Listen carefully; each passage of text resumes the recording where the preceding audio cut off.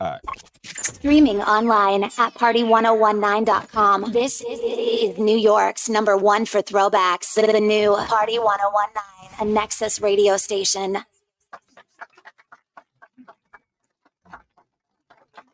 Ladies and gentlemen, welcome to Outside the Booth, where we talk to DJs about DJ life and DJ experiences. I go by the name of DJ Kamish alongside my lovely co-host BX. Hey now.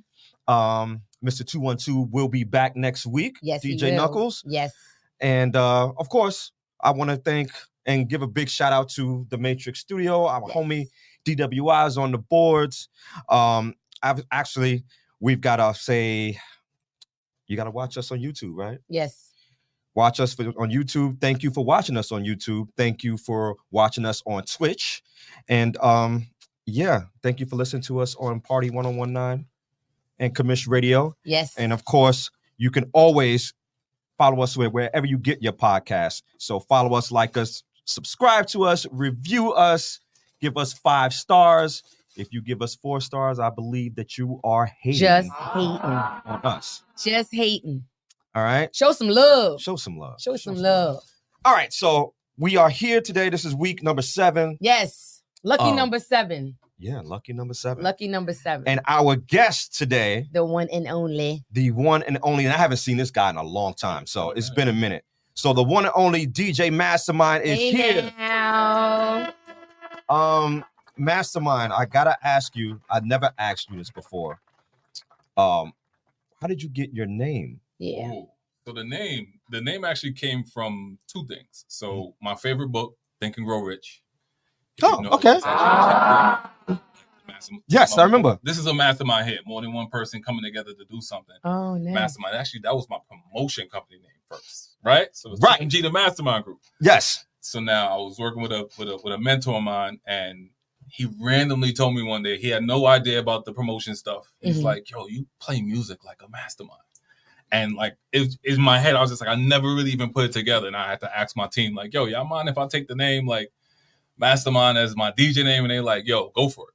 Yeah. And I just kind of never looked back from there. Oh, that's dope. Right. That's dope. I wanted to ask you that because I knew you before. Right. Before even having a DJ. So you was just I a didn't have a DJ? DJ. So you was just, give it up for the DJ. You know what's weird? The thing that forced me to actually choose a name, you know, a real funny backstory, DJ Who Kid. So now, when Serious Thing started, my radio partner at the time, we were in college, and he started becoming a board op for Sirius, for Shady 45. Okay. So now he's starting to get drops for me from all these artists. Everybody that come in town, he's getting a drop for me. And I used to just go by my last name, Nurse. So Who Kid now does a drop, and you know Who Kid, he's always being a comedian. So when he's like, shout out to DJ Nurse. Is he a girl? Is he a guy? Is he a whatever? Like, literally just being a jerk, like just being funny. The next day I was like, I gotta that's gotta go. Yeah, so that happened one time. That happened to me once, and then never I again. had like 5 drops from 50, like all dope artists, and I got a DJ name. I'm like, this ain't gonna work.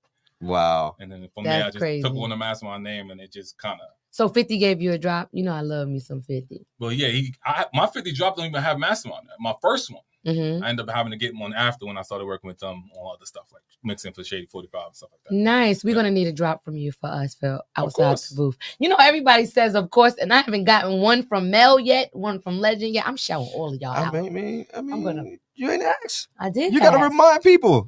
I know. I'm trying not to be me. I'm trying not to be me because you tell me yes, I'd be like, yo, remember when you said? You know what's funny though? You don't leave it to chance. You gotta have it set up here. So before you leave, you do drops. That part right there. See? Thank you. That's a mastermind thing. See? Only a mastermind would think of something like that. That's a fact. He definitely checked us on that. You know what? Then I'm not even mad at them anymore. So I take it back. Well, I wasn't really mad anyway.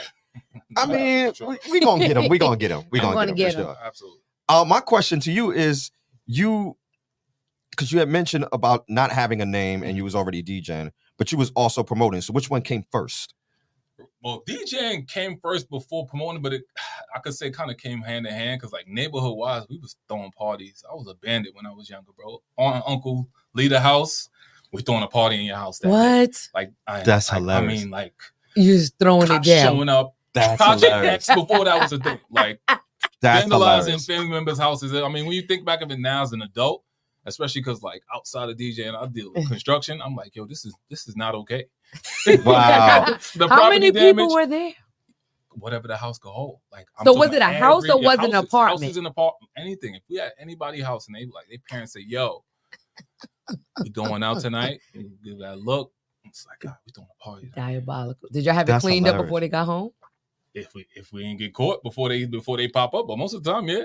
Get out of here. How do you hide a whole party though? Because I can tell you, we had one and my grandmother went away and the walls was mad kids in the dirty. They walls, was rubbing up on the walls, grinding back in You the know the days. Sean Paul video, like stop Yeah. banging on the furnace. Yeah, like, yeah, that type of yeah. vibes. Like That really happened? That's what you was doing back then? that's when I was. Because when I met you, you was already a vet at throwing By the parties. time we already exactly, so we already had a crowd. Right. That was the difference. Like I came to the city scene with a crowd already. So remember, I started promoting first. Yeah.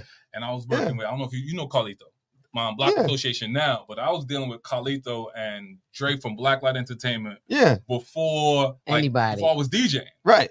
Right. So they used to do Savannah's on a Saturday. This is back in the days where everybody had their night. Yeah. Commissioner noticed. Like it wasn't 30 parties going on like how it is now. No, everybody had their own This night. person Yeah. had Saturday. This person had Friday. You knew where to go. You knew where to go. So I went with them promoting on a Saturday. And we had the downstairs that was an empty room.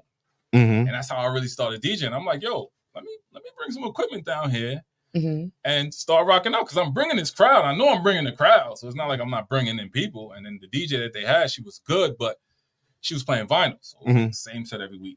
Like, yo, my people want to hear other stuff. Right. I also want to hear some Caribbean vibes, not the same 5 songs they was playing back then. So it's like, yo, let me bring equipment.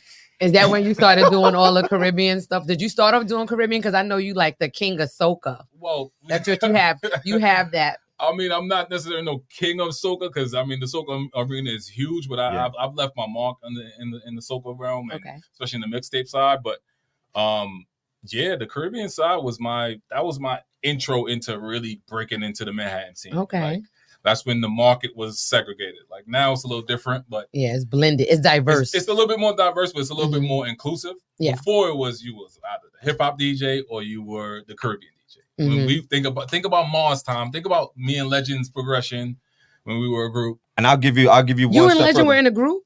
Yeah. Stop it. What? Yeah.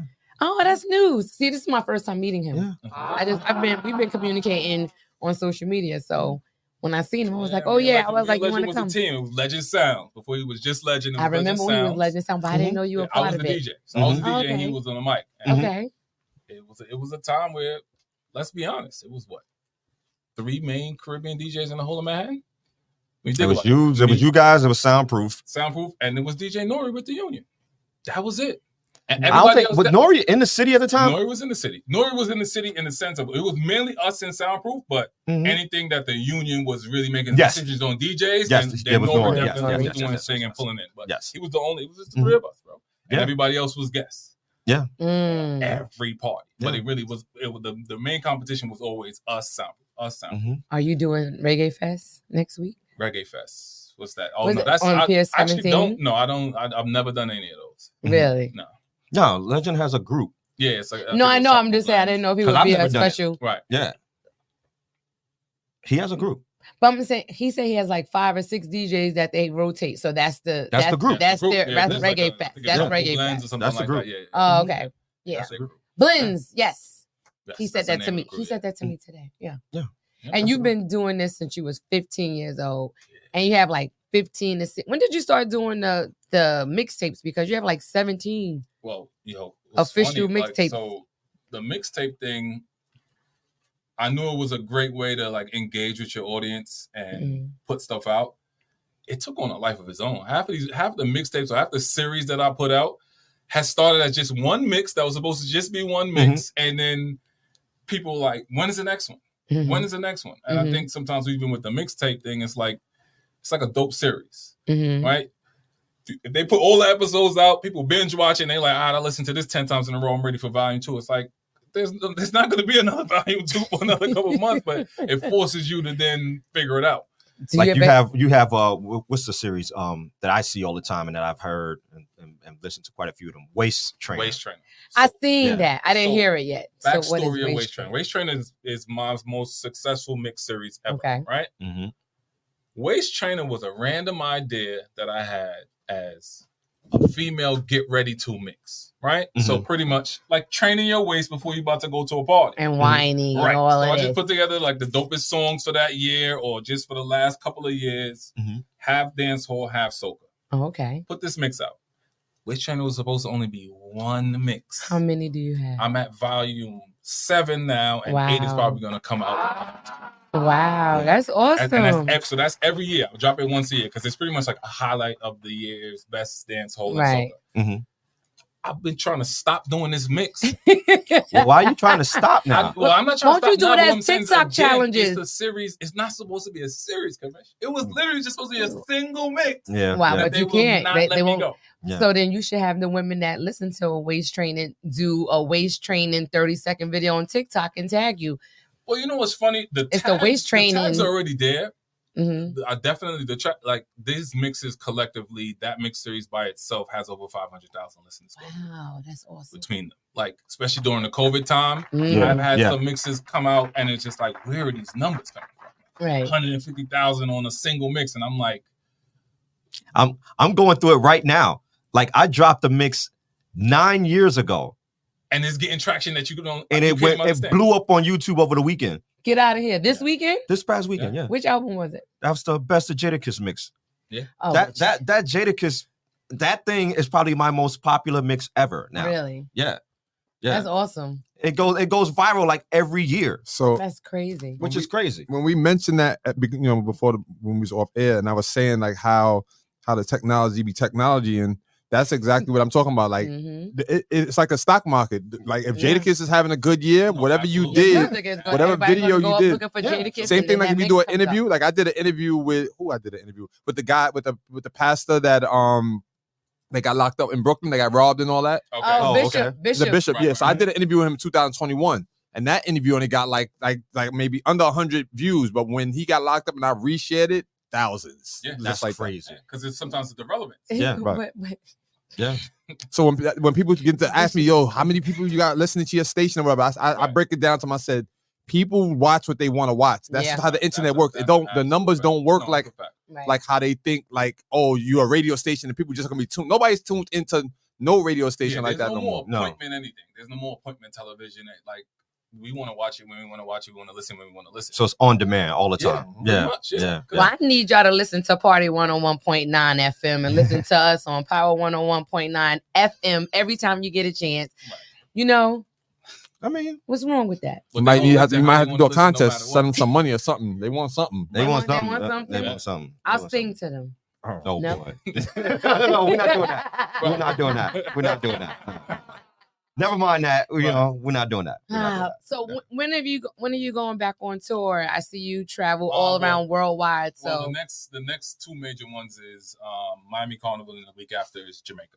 That's coming up soon. It's like in 2 weeks. Jamaica is what? That is Frenchman weekend. Yeah. Frenchman. But you're going to Miami in a couple of weeks. That's like October. Yes, it's always Columbus weekend. So that's the easiest way to remember Columbus weekend. So quick story.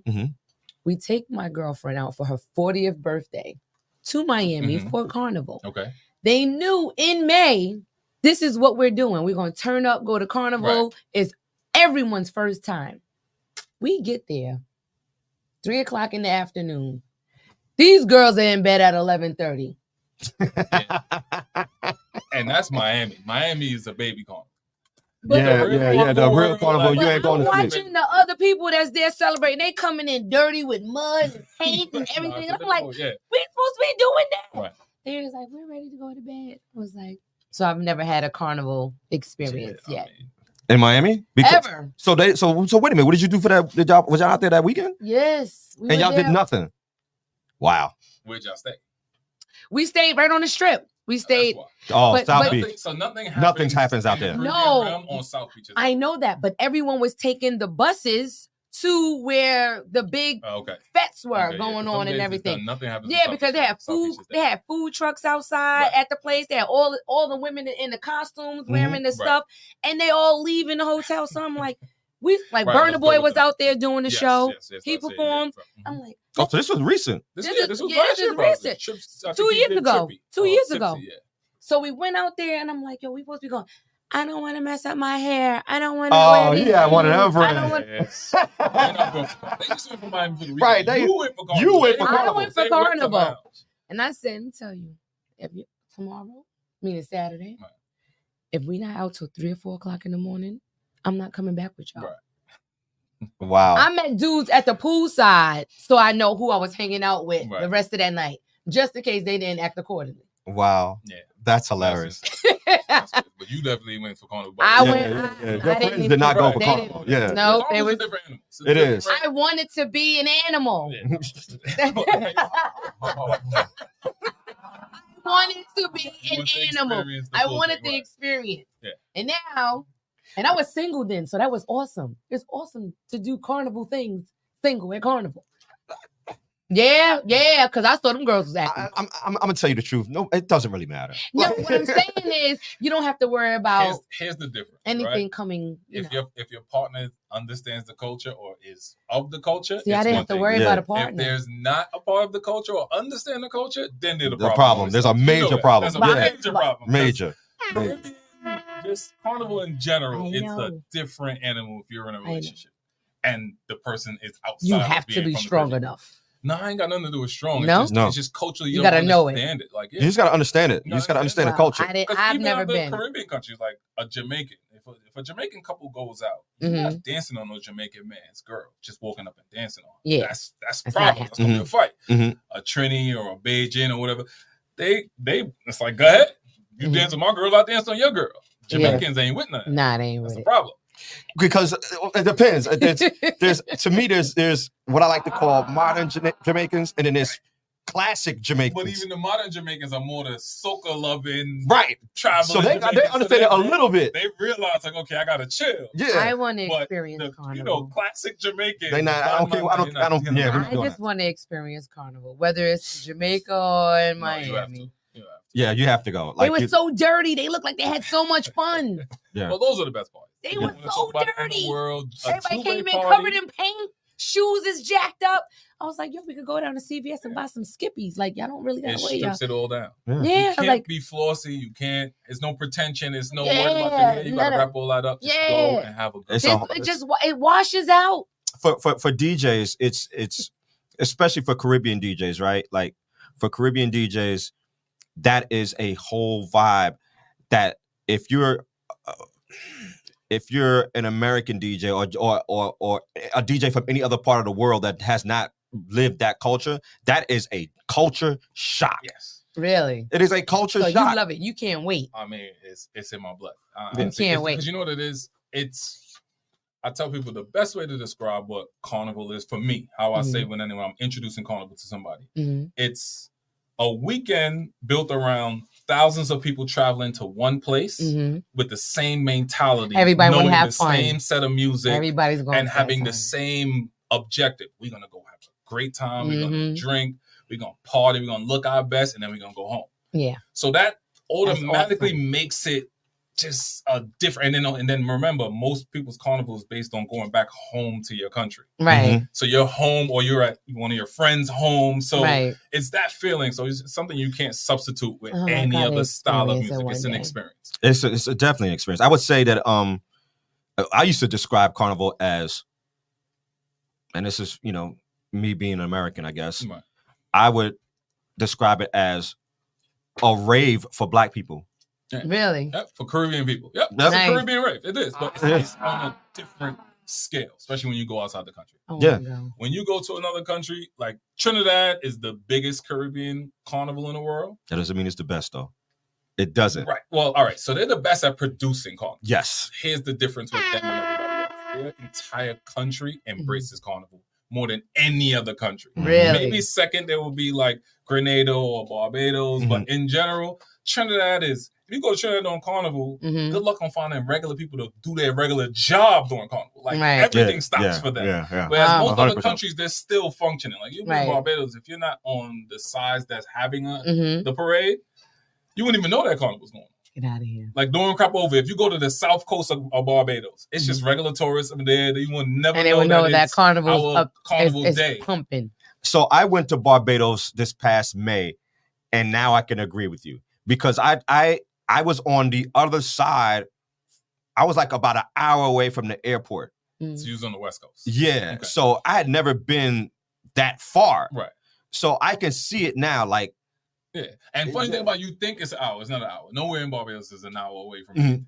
About a half an hour. Yeah, about half an hour. About and that's far on the island. Like, yeah. we go from top to bottom of Barbados in 45 minutes. Yeah. Yeah. Like that's home. And that's I mean, like it's that's amazing. where you're from? That's where I'm from. So I'm half Jamaican, nice. half Guyanese. Oh, okay. Mhm. On the Carnival side, it's all Barbados. I didn't know you was half Guyanese. Really? No. Okay. I didn't Yeah, know I'm half Guyanese. I'm half Guyanese. My mother's from Guyana. So my entire immediate family is from Guyana. Get out of here. Oh. Only my father's side. So I'm the only non-100% Guyanese person from my immediate family. Oh. Everybody else is born in Guyana. I'm the only American-born grandkid from my grandfather. Yeah, 20-something plus grandkids. And Nice. I'm the only one that's born outside of Guyana. Wow. Wow. Wow. So okay. you're the special baby. I'm the different one. I was always pretty much I was always identified as Barbados because even from my family, it's like, oh, that's the Beijing kid. That's the Beijing boy. Mm-hmm. You know what I'm saying? I'm the only one that's separate. But then it's like, oh, that's the Beijing boy. And then me and my father was super tight. I mean, me and my entire family was tight, but my father and me were inseparable. So Right. it was like, yeah. Do you have any kids? No kids. No kids? No kids. You and Kamish. I want to see a DJ come here that say, yo, I'm teaching my son how to DJ and stuff like that. Listen, I got my friends. This is my little nephew. Right. He's 14. He's out there doing soca parties right now. Oh, you teaching He's going him? to Miami Carnival this year. Get out of here. He going to be spinning? Yeah, he's spinning out there. Get out of here. See, that's what I like to hear. I like that Yeah, stuff. he's spinning. He's 14. He's spinning. Shout out to Lab Sound, Jelani. Yeah. Shout out to him. Yeah. Shout out to your nephew out there, 14 years old, being around all that He's grown talented. folk He's a stuff. talented young guy. Really? Talented young guy. You come across him. Yes, I've seen him at an event. I'm like, yeah, he got it. It's just Oh, that's dope. when you start young, I tell anybody it's just about not getting messed up by the business. Yeah. Yeah. So And like, he has good parents. From yeah, what I see. his father and his uncle. Yes. You know what I mean? They all. They all- Like, we all DJs. Right. He's surrounded by DJs. Right. Oh, that's dope. Yeah. So there's no way he's going to get bamboozled. I love his demeanor. He's not even moved by anything besides putting to play. Like That's great. he'll play because I don't know him personally. I know him from seeing him, but I've seen him a couple of times. Like he'll get on, do his thing, and then it's like, in a corner on his phone, and it's just back in his own element, like in his age group element. Oh, that's dope. That's dope. It's That's amazing. focused. He's That's still 14. Like So at the end of the day. It's like when he about to step go on through, this. but I just want to spin real quick and then keep it moving. So when he step inside the booth, he do his thing. When he outside the booth, he back He's to being a kid. and That's dope. amazing. That's amazing. Yeah. That's amazing. Shout out to those parents. He been doing that since he was 5. Right. Like we've been DJing? what? Yeah. He do all the family functions. Listen, it was the whole house full of DJs. Right. Ain't nobody touching nothing. He on there. We over here drinking. Right.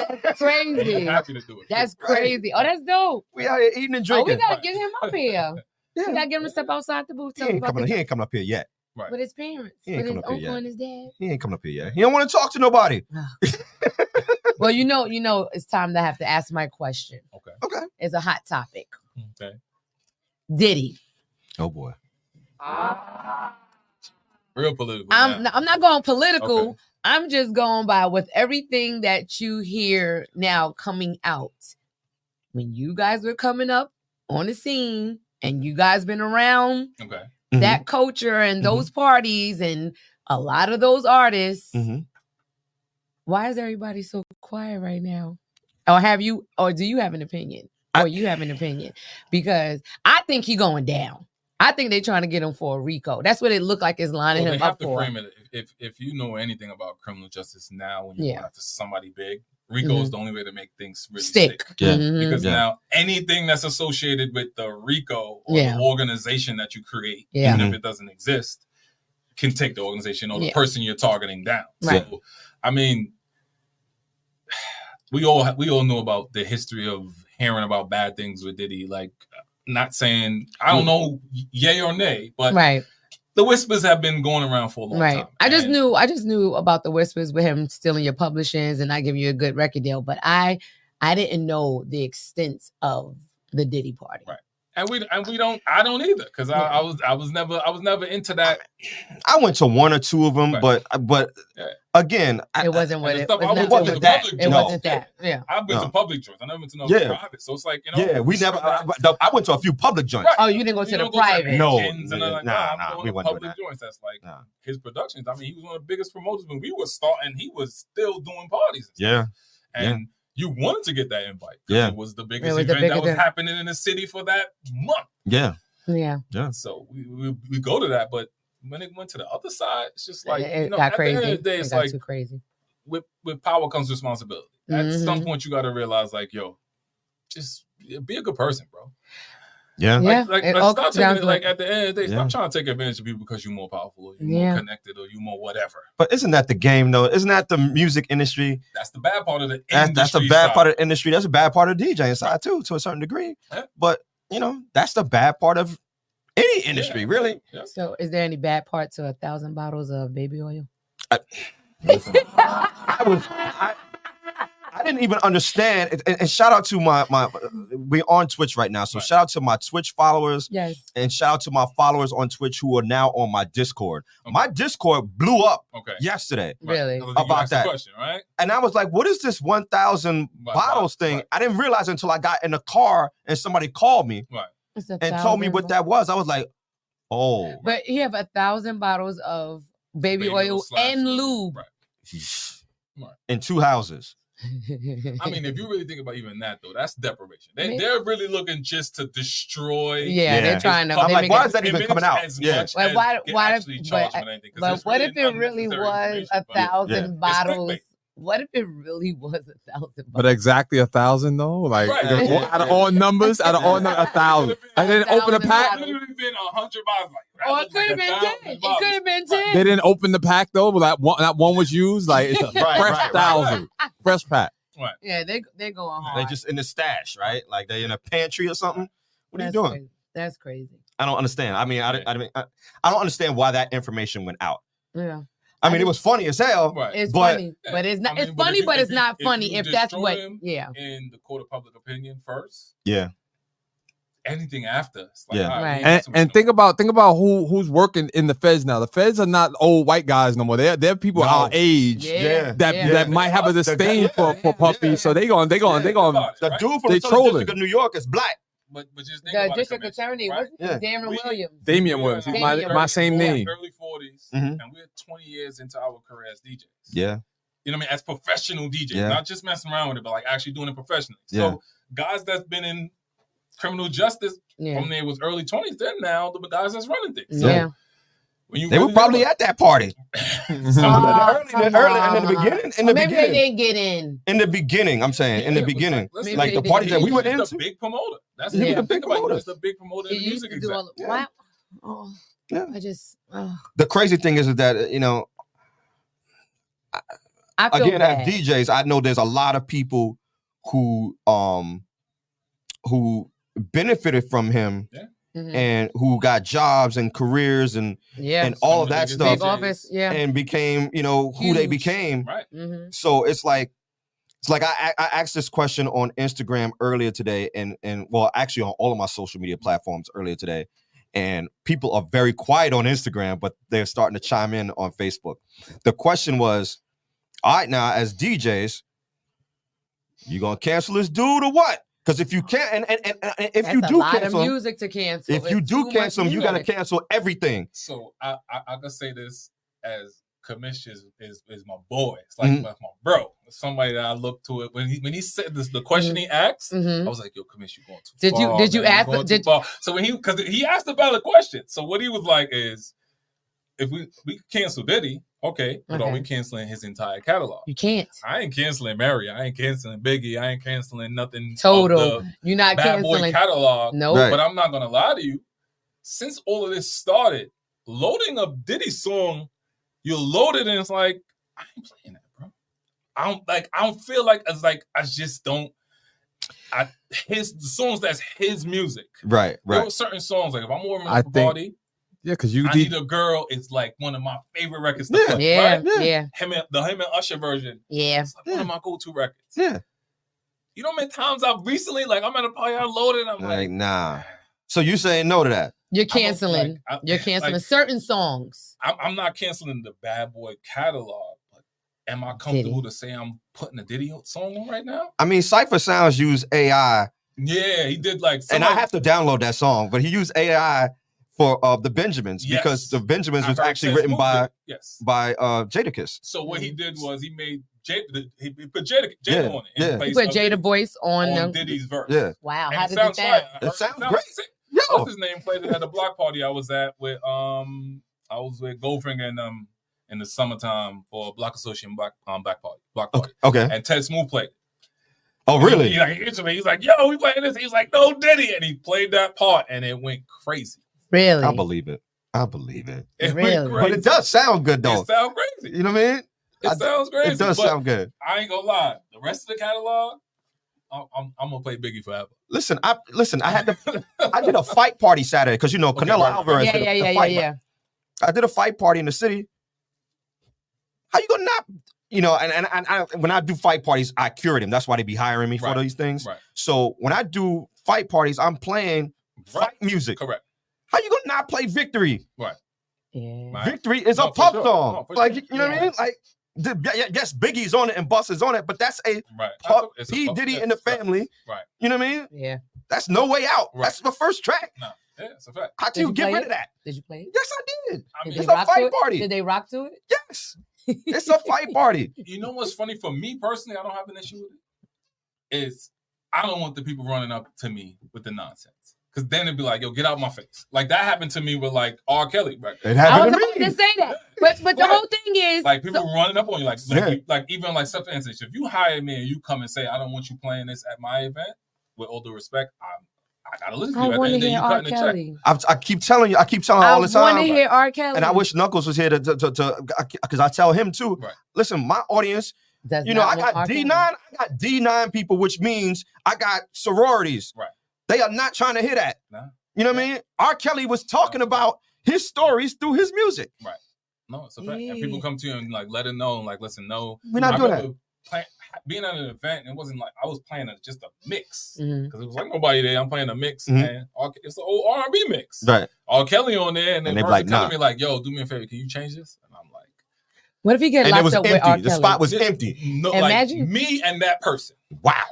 And she was like, "Yeah, we're not doing no R. Kelly." What? Yeah. So imagine R. Kelly and Diddy being locked up in the same prison. Do you imagine the hits that's going on at that jail talent show? Can you imagine? That's hilarious. I'm hearing R. Kelly singing in prison. He's singing. And Diddy gonna be take that, literally, figuratively. Yo, you crazy. All right, now on the flip side, right? Okay. If he's proven innocent. Yeah. Then what? He got lucky the same way Kels did the first time he got found not guilty. You got lucky, but you better straighten up. Because they coming for you. That question is because it seemed like you're hanging him out to dry right now. I ain't hanging nothing. Before actual guilty. Yeah. Because that's the worst thing. Like being guilty in the public eye. Yeah. It's worse than even when you get acquitted. Look at OJ. OJ spent his whole life as being a murderer, even though he was acquitted. Beat the case. Yeah. I mean, I listen. I look at it this way. I personally believe he's finished. Personally. Okay. All right. And the reason why I feel like he's finished is because his biggest mistake, and my girl gets mad at me when I say this too, but his biggest mistake was going after Diageo. Yeah, with and pulling the race card on Diageo. Yeah. You do not do that when that's your money. Yeah. You don't play with your money. You know what's the funny thing about it? Take away the money. When you're dealing with companies on that level and magnitude, that's your protection. That's your protection. So remember, the association with you. He lost his blanket. Correct. He lost his security blanket. You can't go down if you're making me hundreds of millions of dollars. The reason why R. Kelly got off the first time was because he was making the money. He doing Olympic songs, all these big songs he was doing for everybody, writing for Celine Dion and this. You're making the millions. He had Jive Records. Yeah. As soon as the reason why he's in prison now was because when that movie, that first documentary came out, he got dropped by Jive Records weeks later. And as soon as that happened, your money gone. He was in custody like 2 weeks after that. Yeah, no more protection. There was no protection. No protection. Same thing with Diddy. Right. No protection. Diddy got that. Diddy went after Diageo. They cut ties. He had to leave Revolt. Everybody cut ties. Labels dropped him. Everybody cut ties with him. Yeah. And now you hung out here to dry. Yeah. No protection. No protection. And now you have lawsuits after lawsuits. After lawsuit. Right. Men and women. And it's men and women. But you know who I want to hear from? Where the hell is Farnsworth Bentley?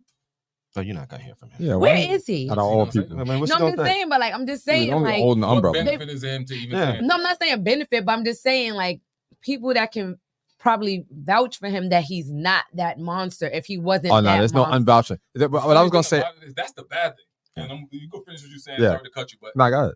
the funny thing about it is you never hear nobody coming out and Nobody. saying anything on the other side. Yeah, That's the nobody's bad saying. thing. Nobody's saying. I don't see Puff to be that. Everybody's saying. I hope it's not true. It's too hot. When is somebody going to say, I don't believe Puff is that type of dude? Listen, that's what I see. It seems like the guilty verdict is closer than the not guilty is. Like, it seems like the way that he positioned himself with the whole New Year's went by, you heard not a word. Right. If you got some type of innocence or you got a swag about you that you didn't do something, at least this is how I am. I'm gonna keep living. I know it breaks you down, but like how he's now out in Harlem and then look, he's out for 2 days and they snatch him up. People saying that he had a death wish, like he was out there with no security, like he just wanted somebody to shoot him. Nobody gonna shoot you now. You hot. Gonna shoot you. Nobody gonna rob you. And then you go up to Kingdom after the championship game. Come on, nobody's there. Overall, he has to stay silent because I mean, in the realm of that he plays and the amount of media, you got to wait that out. Yeah. You got to let the media cycle recycle itself. You got to let. I don't think he should have did that. I don't think he should have did that apology video after that news came out with the security footage of him dragging Cassie by her hair. I don't think he should have tried to clean that up. He had to try to clean it up because he had already came out before it happened, before the video got leaked that he didn't, nothing like this happened. Yeah. So now it's just recovering. Oh, my bad. I didn't realize y'all had video. The video was bad because he looked like he was high. Right. But that was drunk. or coming off of a high. Right. That's the part that looks bad. And I'm like, yeah, you shouldn't have done it if you're coming off of something Right. or on something. If you know you did it, why are you making pre-videos? Like, it's like, you know, I'm like, Kamish punched me in my face, and then we go out and say, yo, I never punched him in his face. And then the video. There's a whole video. Like, bro, it's going to come out even. And you remember that you actually did that. Right. That was a thing. Come like, on, because you understand, like, you did it. It's not like it's never happened. If it never happened, then stand on you innocent and let them find evidence of you not being innocent. But if you know, like, yo, bro. I mean, he's in prison now, and I'm like, you know, the word goes around on social media, whatever. Like, couldn't he have done what Russell did and just left the country? But what did Russell do? See, we're going to a whole nother thing. We're supposed to be talking about you. I'm sorry. But I just had to ask that question because since Diddy's such a hot topic and he's music and you guys are DJs and y'all play his music. For us as DJs, it's sad that we're going to be at a crossroads with the amazing music that the man did produce, because we can't take that away. Nope. The music that this man gave us as a community of DJs for decades is amazing. For decades. Yeah. The human factor, he dropped the ball. Yeah. I mean, I look at it this way though. If you go back, and DWL probably agree with me on this. If you go back on the amount of music out there, there's so many artists that would probably shit people behind, of course, the music. Right. So. Right. We just don't want to know it. You just don't want to know it. Don't want to know it. We're in a hypersensitive environment now, right? Where, you know, and we're also in the middle of cancel culture. So, there is that, right? And I think we're of a certain age where things actually matter to us now emotionally. You know, mystical song was a blind eye to certain mystical things. song used to be a song, but then I think what he went to jail for, and then his behavior after that, and I can't get into Shake Your Ass no more like I used to. Right. Yeah, that's a monster record. Right. Yeah. I don't play those two records. I don't play that. I don't play Danger. I don't play either one of them anymore. You don't play Mystical at all? I do play Mystical. What song do you play? Here I Go. Oh, okay. Here I Go. I've definitely played that because that's if I'm doing a Southern party, if I'm like, that's a South of the city staple. Right. Okay. That has to be played. Has to be.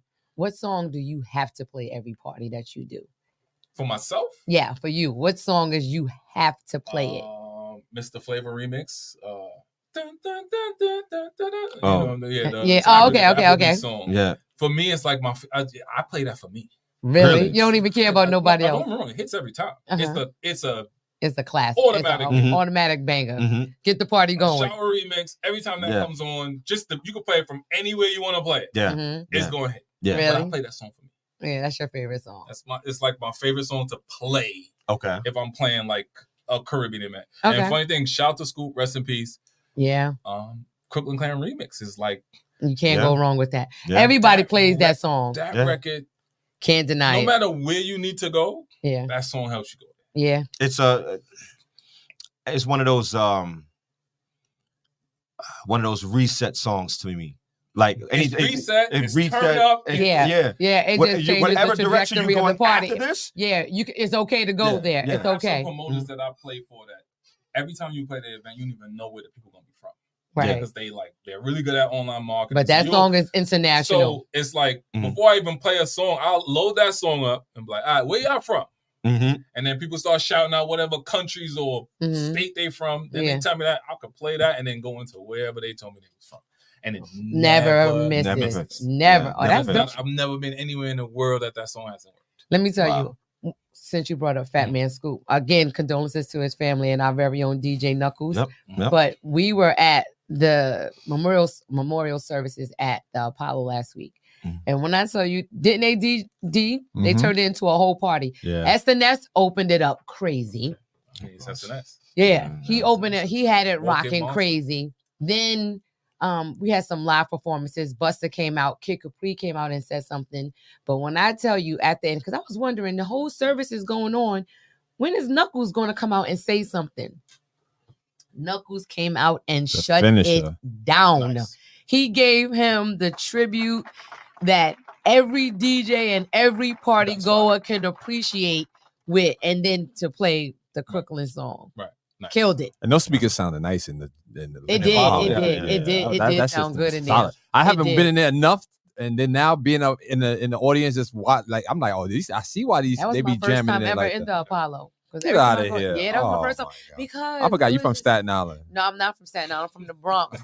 You're gonna stop. It's just that I was never into going to amateur night and all of that stuff. I've never been to that, but I played at the Apollo. But you a DJ. What am I doing? What am I doing in there?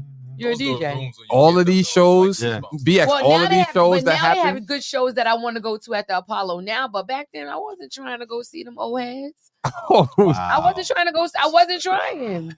I didn't care. I wasn't trying to go. I'm being honest. Define old heads. Who are you talking about? BB White and CC? Yeah, I don't want to see them. I don't want to see them. That's all they let in the Apollo back in those days? Back in the day, yeah. Remember, it was nothing but old people in the Apollo. So Dipset never could play the Apollo till now? No. You're throwing me under the bus. I've been in the Apollo working too. But I'm saying y'all working. I'm talking about me to go. If y'all going and y'all going for a certain artist or whatever the case, if y'all warming up the crowd or whatever, that's one thing. But I don't see you coming out there with Patti LaBelle. I don't think I've ever been out there. I would go see Patti LaBelle if she was at the Apollo. Never been to the Apollo for a concert. This is what I'm saying. Yeah. So then what are we talking about? No, I've been to Apollo, but I've been to Apollo to see comedians. I've never seen. I don't care. I've never seen a concert. Okay. Yeah. And then I also saw Fat Joe when he did but he just did it. But he just did it recently. Yeah, recently. See, but these things I would go now because the Apollo is now becoming more modern. And now, I swear to God, it's just me, but I feel like y'all just do now. Like now the DJs are getting the props and being brought to the forefront for certain parties and events because nobody wants to go to these things if they don't know who the DJ is. Is it just me? I don't think it's that. I think that, and Mastermind, we've been at this over 20 years. I think the opportunities for DJs have evolved. Right. Over the years. Like when we started, it was mainly just clubs. Right. Like there was some of us that were doing corporate events, but it wasn't it wasn't what it is. It wasn't now. it wasn't what Everything it is now. Every part of DJing is a full-fledged industry now. Mm-hmm. Full-fledged corporate, full-fledged wedding, full-fledged travel, full-fledged clubs, and it's all encompassing, but it's different now. And then I think what we got back to your point, is DJs are taking back the forefront because DJs are now producing a lot more events. That's awesome. Like how it used to, like how it originally was. You was doing that originally. But that's how I got in it. That's the only way I got in this game, Commish. Like, let's be honest, right? Mm-hmm. The Manhattan scene was already solidified by the time I already came in the sense of like big promoters already doing their things. Clubs had their own movements. Mm-hmm. to get in outside of just begging and borrowing and stealing, you had to figure out a way to get in. I knew my way to get in is, I could bring people out. Yeah. So all right, cool. I want to play at this spot. I'm gonna book it in, and you're gonna fill it up. I'm gonna fill it up. But you were ahead of the game at that because no one else was doing that. Like you was one of the youngest to come out with your own audience. You know what's funny, Commish? You say that, and it's the truth, and it wasn't intentional in the sense of like I wasn't saying, I want to be a pioneer at doing that. It was out of necessity. It was my only way in, and it was something I had. I had a crowd. I could bring people out. I could make people party. So it's like, all right, I want to get in. I want to play in these rooms. I want to play in the city. Like once I got to the city, honestly, I didn't look back to any other borough. It was Manhattan or it was nothing. So I knew I had to bring out and make myself a marquee name. And the only way I would do that was by throwing events. What's your first big party in Manhattan? My first big party. Ooh, that's a good question. Well, it's a kind of a collective of a few things. So what happened was I was already doing Savannah's Saturday nights, right? So we had like one of the most popping Saturday night parties that I was part of the promotion and then started DJing. But then as I branched out, I joined a crew named LXP. And we went from regular small rooms to Mars 2112. Mars, yep. So we was doing Mars and like Mars was packed and that line. Yeah. Like capacity. It was every month. Yes. We would do that every month. Mars, Supper Club, all those spots. And it was just like, from there, just kind of, I went from being in a group of 10 guys, which is LXP, to then eventually my personal crowd growing so much where I started doing Mars by myself. Wow. Yeah. That's dope. Yeah, I remember that. Yeah. And it was like, I've probably been to one of your parties and didn't know, because I used to be at Mars all the time. You at Mars on any holiday Saturday or any Saturday that was going on. That was all the time. I was in Mars almost all the time. You party with Commission Mars, or you party with DJ Will and Mars. You party it was with Legend everybody. Mars. Yeah, it was. You weren't partying with me in Mars. Let's speak. You weren't in Mars, but you know what it is. Though? I was in there, but I wasn't playing. But you know what it is, though, Commission. You were one of the first DJs that always had residencies before everybody. In our circle of DJs that's the one. Like you had residencies at spots. You weren't necessarily the mega room guy or the big room guy, but you was working 2-3 nights a week minimum off of just residencies, and then your spot. It's funny, I can't get a residency now. It's crazy. It's just like that now. Not like it used to. But it does exist. But everything's promoter based. Yeah. If you have a residency, it's like a restaurant or a little brunch or something. It's far different from what we were dealing with. Yeah, nobody was doing brunches back then. No such thing. There was no such thing. You have a residency with a brunch? No. No? No. So how you always at Boulevard Killing? That's shout out to my homie Pete Monsanto. That's his residency. Okay. I fill in for them whenever they are out of the country or something, or out of state or whatever. Okay. But yeah. It's different now. It's a different ballgame. Like even this new landscape of DJing is so interesting. It's like in a dope way. Like I see a lot of younger guys or the younger movement, like they're building actual movements. Like I used to always preach, but now it's just different. They party different. They DJ different. It's new. It's fresh, and I like it. I like where it's going. So how's the game different for you now?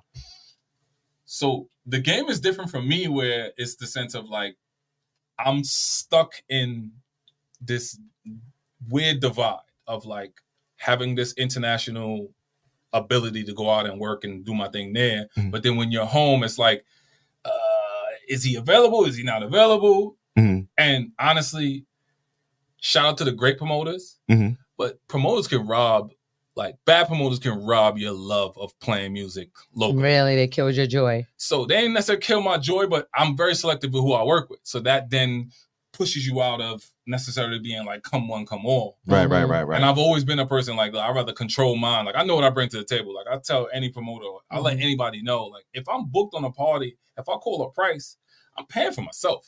Right. Just with the people that's gonna come in the door. Right. Put my name on the flyer and I push it. And That's so it. I'm gonna pay myself. Right. You know that at this point. Like you seen the business model or you seen the way it needed to be and you made that adjustment even for yourself. Right. If you go anywhere, you know you're a walking box office. Much. Yeah. Right? But you didn't do that because you necessarily wanted to. Because I remember at first, you used to push against like wanting to have to promote at first. I was dead set against it. Right. We used to have those arguments. Yeah. Like, I was dead set against it. Commission, how am I going to get in? Right. how about this? How else was I gonna play hip hop in a party in the era where I started? Because remember that divide happened where it was reggae DJ or Caribbean DJ and hip hop DJ. And I actually started that because when I started at Envy, it was Goldfinger upstairs and it was me downstairs. And I brought in my homie Rob Prophet, who would play reggae because I wasn't touching no reggae at the time. Mm-hmm. I was like, I'm not touching this because I don't know enough. But I was in college. I was at St. John's. So you knew what Prophet was with us. We were shopping together. He was telling me what to buy. Mm-hmm. You know what I mean? But this is just a different edge. So I told him to get on, and he got popular. Right. From doing the reggae portion of your party. At Envy. And it became a regular thing. And that's how we met Soundproof, and that's how Silky used to come watch us all the time. So you are the person that created that. I don't think it's creating. I think it was me not wanting to, in my opinion, disrespect the game, because I didn't want to play the same 5 soca records, which is why I got into soca later on. Right. I didn't want to play. We wasn't even playing soca at the time, but I didn't want to play the same 5 reggae records. Right. At the time. So you played someone who knew it. But I wanted somebody who knew it, but because that's not what I was hearing. Two ways to look at that. It could be like the people could look at it like a negative, like, oh, you started this divide, but not really. No. Commission's the person he that opened it. He opened up. For us to even have a possibility to break into Manhattan scene, because that was just, you know what I mean? Like that was unheard of. Yeah. And that was back, like I said, that was back in the time of everybody had a room. Right. Mm-hmm. Like Envy was the place to be. Mm-hmm. So promoters gonna come in there and see like, oh, they got a reggae DJ? All right, cool. I'm gonna find me a reggae DJ now too. Yeah. And that's exactly what happened. And I mean, I didn't know that. I didn't know that at the time. I wanted it to sound right. Like I just wanted it to be right. Right. And I was like, I didn't have enough confidence that I had enough music for it to be right. Right. You know what I mean? Which makes sense. That's dope. And that same thing happened to me. So now I'm on the other side where I'm playing all the mega parties. I'm playing the biggest parties in the city. Mm-hmm. But you know what used to really piss me off on the inside? We used to get to parties. The party would be flat. We get on, light it up, and then whoever's the headline DJ come on after and sound like Superman 1 record in. Mm-hmm. Because you know. That's the vibe ready already. Right.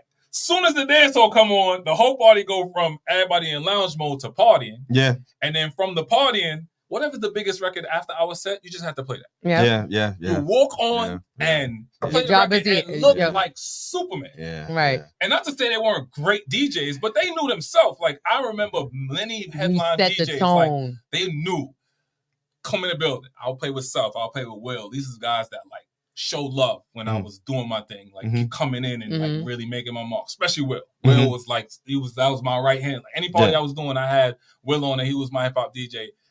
And to be honest with you, even like Self, I remember being in parties with Self, and Self like, yo, what time you going on? Or he'd be like, yo, come, go on. Get on. And he knows, yo, I'm going to wake this party up. Yeah. And then Self could go anywhere from there. Because you already got it. You already got them partying. His vocal abilities since before, like that was the one thing for me. Like he's the person that made me want to actually start MCing. Who? Right. DJ Self? DJ Self. Yeah. Really? Yeah. DJ Self is the person that made me was like, nah, I got to learn it. Legend as well.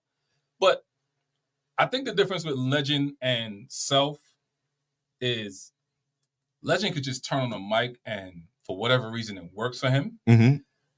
You could tell Self is so much more calculated with the mic work, especially in the era of like early 2000. Like that was Self. You could tell these he knew how to get everybody going. And it wasn't just like the cookie cutter stuff. I remember it was a specific set he played that I was like, I have to learn how to do the mic because I heard that set. He had a Mary J. Blige set that he used to play. Mm-hmm.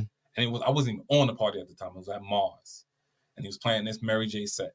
And I'm watching this man dismantle a club of 2,000 people in it with Mary J. records at prime time when it wasn't no hot new Mary J. records. Right. And I'm like, nah. Yeah. I'm going home to practice. Right. Wow. That's dope. That's dope. Nah, it was no joke. So I have one last question before we go. If you could speak to your younger self, what advice would you give yourself? I could speak to my younger self in the realm of DJing or in the just in life, DJing, anything from all of your experiences that you have encountered, what would you tell your younger self to prepare for in life and with business? In business, think everything through. Take the necessary risks. Be calculated, and don't look back. In life, continue to just be fearless in whatever you're doing at the end of it, because no one has this thing figured out. Mm-hmm. No one has this thing figured out. No one can tell you they got it figured out. We're figuring it out as we go. Yeah. 100%. Jump out those planes and build the parachute on the way down. And even when you do, they'll puff you. Right. No, it's a fact. Like, we don't have an expiration date in any of this public things that we're doing. I say that all the time. Yeah. I say people have an expiration date all the time. Yeah. We're on borrowed time. Mm-hmm. I think sometimes we take that for granted. We're on borrowed time as human beings. Be Right. good to people. When people see you, I'm big on it. People experience you in life, it should be a positive experience. Right. In whatever way that is. That's whether it's playing music or just being a regular good human being. Like, be good to people. People need it. Everybody's out here fighting their own battle. Yeah. Absolutely.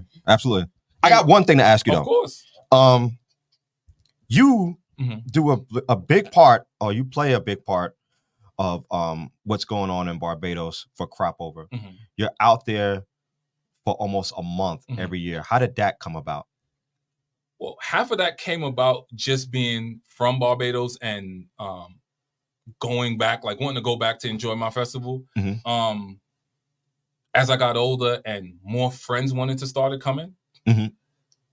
Before it was Carnival's trending now. Right? Yeah. So before Carnival was trending, I was already putting together groups of friends to come to Crop Over with. Got you. And so when I started bringing a couple friends, and then you put in like the Instagrams and all that other stuff, it took a life of its own.